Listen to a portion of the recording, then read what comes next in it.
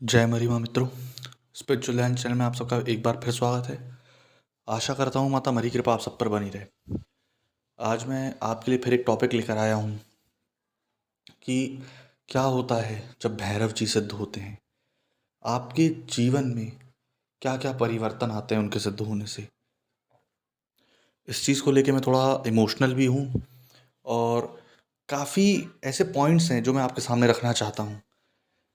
जब भैरव के जाप करते हैं आप, तो जाप की स्टार्टिंग में क्या होता है, जैसे मैं अपने पर्सनल एक्सपीरियंस अगर शेयर करूं, तो मैंने सिर्फ एक काला पटा रखा हुआ था और उसके ऊपर ना फोटो ना कुछ। जब मैंने जाप करना चालू करा, जो पता है लोगों को जो मैं भैरव साधना देता हूँ उसके मंत्र का जाप करना चालू करा, तो मुझे जो काठमांडू नेपाल में मूर्ति है वो दिखती थी आंखें बंद करने पर। उसके बाद उनके ना 3 मुख दिखने लगे मुझे, धीरे धीरे करके आंखें मिलने लगी अजीब सी क्रोधित अवस्था में। और कई ऐसे एक्सपीरियंस थे कि अजीब से, मतलब मैं अगर लेटूं तो मुझे वहाँ पर ध्यान जाए। यहाँ तक कि काल भैरव अष्टकम, मेरे जो पीछे गाड़ी में बैठता था, मैं उसके मुंह पे कानों में भी गाने लगता था। तो ये सारे परिवर्तन धीरे धीरे करके आए। दूसरा सबसे बड़ा परिवर्तन मेरी लाइफ में क्या आया कि मुझे ना जानवरों से प्यार करना मैं सीख गया। मैं इंस्टेंट कर्मा जिसको बोलते हैं कि तुरंत कर्मों के फल देने वाले भैरव जी, वो हैं। एक छोटा सा किस्सा अभी रिसेंटली हुआ मेरे साथ कि मैं कुछ सोचता हुआ जा रहा था और मैंने देखा नहीं, नीचे ना एक कुत्ता लेटा हुआ था, थोड़ा उसको पैर पे मेरे गाड़ी का टायर चढ़ गया। मैंने उसको उठाया फिर और उसका इलाज करवाया, उसको ठीक करवा के छोड़ा। लेकिन 1 से 2 दिन के बाद मेरे साथ मैं एक एक्सीडेंट में बहुत ज़्यादा, एक ऐसा एक्सीडेंट होने वाला था मेरा कि मैं उसको बयान नहीं कर सकता। क्योंकि मैं रोड क्रॉस कर रहा था और पीछे से लॉरी होती है जो 10 चक्के की, वो आ रही थी, वो मुझे भिड़ने वाली थी। सेम उसी पोजीशन में जिस पोजीशन में मैंने कुत्ते को करा। इंस्टेंट कर्मा उन्होंने दिखाया, बचा भी लिया, एक खरोंच भी नहीं आई। लॉरी कैसे निकल गई आगे मुझे भी नहीं मालूम। तो कर्म आपको करना सिखाते हैं। यहाँ तक कि जो लोग बोलते हैं वासना जागृत होती है, हम कैसे उसको हैंडल करें, मैं तो दिन भर उसी चीज़ में खोया रहता। दिन में, रात में, सुबह शाम, बस वो वाराणस्याम भैरव देवराज सेव्यमान ऐसे कानों में बजता गूंजता। तीसरा एक परिवर्तन सबसे ज़्यादा क्या आया कि मैं जितने भी प्राणियों को देखता, सबको देखता, एक भाव से देखता। ये भी नहीं कि तामसिक ख्याल आते मेरे अंदर या किसी को मारूं पीटूं। मन इतना शांत रहने लगा भैरव जी की साधना से। मैं कोई 10 गाली भी बके तो मैं उसको सुनने के लिए तैयार। तो ये परिवर्तन जो थे साधना के दौरान थे।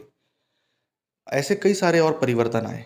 जैसे मैं सबसे बड़ा जो बोलना चाहिए कि बहुत मेजर परिवर्तन हुआ ये, और सबके साथ होता है वो मेरे हिसाब से, अगर कोई भैरव जी को सिद्ध करे, अधर्म होते हुए कहीं नहीं देख पाना। कोई लड़की हो, लड़का हो, बूढ़ा हो, बुढ़िया हो, कोई भी हो, उसके साथ अगर अधर्म हो रहा है, प्राणियों के साथ अधर्म हो रहा है, कोई भी चीज़ अगर हो रही है गलत, चाहे वो धर्म हो चाहे कर्म में हो, तो उसके ऊपर आप तुरंत बोल देते हैं, आपको सहन नहीं होता। और वही है भैरव जी के सिद्ध होने का सबसे मेन लक्षण।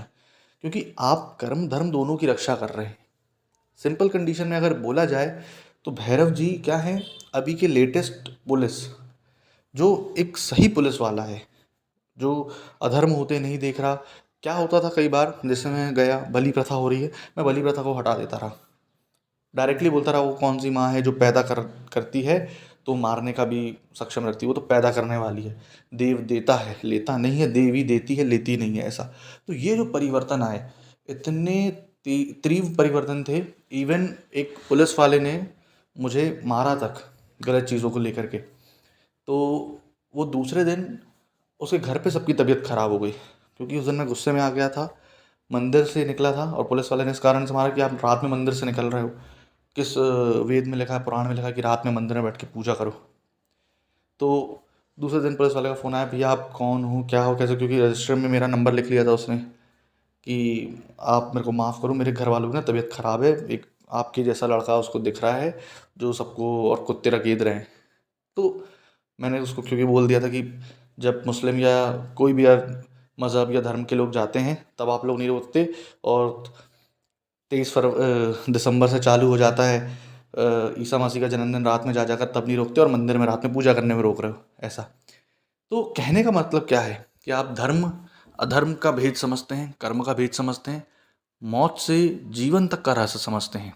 जैसे मुझे जब वो मेरा 31वां दिन था साधना का, तो मुझे ना सिर्फ एक ही चीज़ दिखती, एक मरी हुई लड़की पड़ी है और कुत्ते मेरे को नोच कर खा रहे हैं, और कुत्ते भी बहुत बड़े नहीं, काले पिल्ले, बस नोच कर खाते जा रहे हैं, खाते जा रहे हैं, खाते जा रहे हैं। यहाँ तक कि उस टाइम के पीरियड आते आते तक, मेरी साधना जब कंप्लीट होने वाली थी, मैंने खाना तक छोड़ दिया था। मैं पहले केले, सफ़ेद फल, कम नमक, सेंधा नमक जो होता है वो खाता था, शाम को खीर खाता था। लेकिन उसके बावजूद जब करीब मैं उसमें आया तो मैंने हर चीज़ छोड़ दी। भक्ति में मतलब इतना लीन हो गए हम कि उसे और हमारे बीच में कोई फ़र्क नहीं रहा। बोलते हैं ना कि पहले पहले बहुत जोर रहता है, बाद में जोर नहीं रहता, वो ऐसा कुछ नहीं है। तत्व विलीन हो जाता है ना। विलीन होने में पहले टाइम लगता है, फिर वो तत्व, भैरव तत्व आपके अंदर मिक्स हो जाता है कि जहाँ आपने उनको याद किया तो आपकी आंखों से आंसू आ गए। जैसे मैं अभी भी अगर कोई गरीब है, उसके पास खाना नहीं है, कोई कुत्ता है अगर लेटा है, तो मेरे को सिर्फ देख के आंसू टपकने लगते हैं। वही चीज़ आप समझिए, वही है भैरव।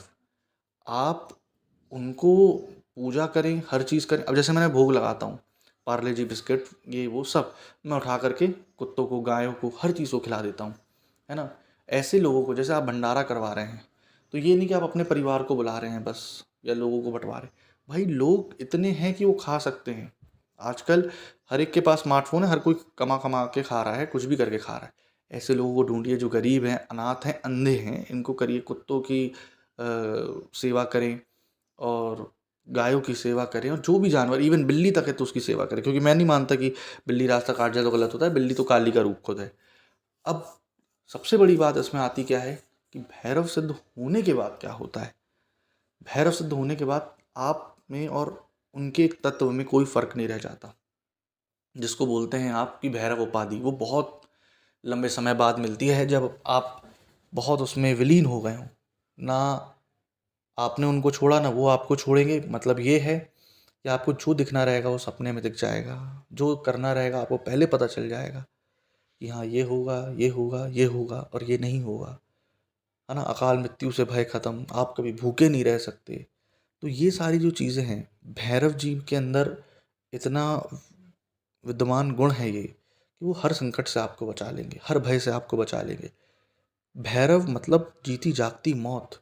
और अपने आप अगर मौत को सिद्ध कर सकते हैं, तो आप समय, मौत, काल, हर चीज़ से परे जाते हैं, और आप एक, बोलते हैं ना, दैविक शक्ति के ऊपर बढ़ते हैं। जो लोग बोलते हैं माता काली या कोई भी, भाई पहले भैरव जी को झेल लो, फिर तो काली को झेलना। काली जी को झेलना बहुत बड़ी बात है। इसलिए सिद्ध होना अलग है, प्रत्यक्ष होना अलग है। सिद्ध होना मतलब ये कि आपके मंत्र काम करना चालू कर दे रहे हैं, आप मंत्र के काम चालू हो रहे हैं आपसे, चाहे वशीकरण, महान मारण, मोहन, उच्चाटन, विद्वेषण, स्तंभन, कुछ भी आप धतकर्म कर रहे हो वो चालू है। लेकिन प्रत्यक्ष होना मतलब ये कि आप फिर उनको देखने के बाद ना ये इच्छा नहीं रखोगे कि उनसे वरदान मांग लूँ कि मेरे को सरकारी नौकरी मिल जाए या फिर को आईएएस ऑफिसर बना। आप उन्हें सिर्फ एक ही चीज़ देख कर मांगोगे कि हाँ मुझे ये चाहिए, और दिखना ही बहुत कठिन है। मुझे आज तक नहीं दिखे, है ना। दिखते भी हैं तो अलग रूप में, इसलिए। लेकिन ऐसे बोलने की हाँ लाइव 100 तक तो बिल्कुल वैसा नहीं हो पाता, क्योंकि वैसा रूप देखना शायद मेरे बस में ही नहीं है, इतना भयानक रूप। इसलिए बड़ा सौम्य रूप दिखाते हैं वो। तो वो सारी चीज़ें हैं। अब भैरव भयानक हैं, लेकिन जो बुरे कर्म कर रहे हैं उनके लिए वो बहुत भयानक हैं, उनको मार भी देंगे। लेकिन जो अच्छे कर्म कर रहे हैं उनके लिए बहुत सौम्य है ना। वो कृष्ण के जैसे भी हैं, वो राम के जैसे भी हैं, वो शिव के जैसे भी हैं। शिव तो खुद ही हैं वो। इसलिए इसलिए बहुत सौम्य रूप में दिखते हैं, और बहुत प्यारे देव हैं। ऐसा नहीं है कि आप उनको शराब ही लगाएं, दो बने वो लगा दो। मैं तो उस टाइम मेरे पास इतने पैसे भी नहीं रहते थे। मैं दाल चावल और लाल भाजी की सब्ज़ी उस टाइम थोड़ा बना करती थी घर पे, तो वही भोग लगा देता था। पापड़ चढ़ते रहे, तो मेरे पास इतने पैसे नहीं थे कि मैं तेल ला के गर्म करूँ, क्योंकि तेल बचता नहीं था उस टाइम। तो मैं भूंज के पापड़ को चढ़ा देता था, तो उसमें भी वो खुश हैं, खुश थे और खुश रहेंगे। आगे भी वही है, क्योंकि आप कोई भी चीज़ करें ना, आपके भाव, आप कितना चढ़ के ला रहे हैं, पैसा नहीं। आज को मिसाल के तौर पे आपको बोलूँ मैं फूल ले आओ या ये करो वो करो, आप जाके खरीद के ले आओ, ठीक। लेकिन आजकल तो खरीद के ला रहे हो, किस चीज़ से? पैसे से। अब पहले में पैसा नहीं होता था, पहले मेहनत होती, जाके तोड़ के लाते थे। अब आज पैसे से ला रहे हो, तो पैसा क्या है? जो मेहनत से कमाया हुआ है, तो मेहनत कहीं ना कहीं लग रही है। तो ये सारी चीज़ें हैं जो परिवर्तन होगा आप पर, अगर भैरव साधना कर रहे हैं आप। दूसरी चीज़ ये कि आप पर कोई तंत्र मंत्र मशान जिन खबीस कभी नहीं आएगा, आपके परिवार के दूर भागेगा ये तो। इसलिए तो इसलिए भैरव सिद्धि बच्चों का खेल नहीं है।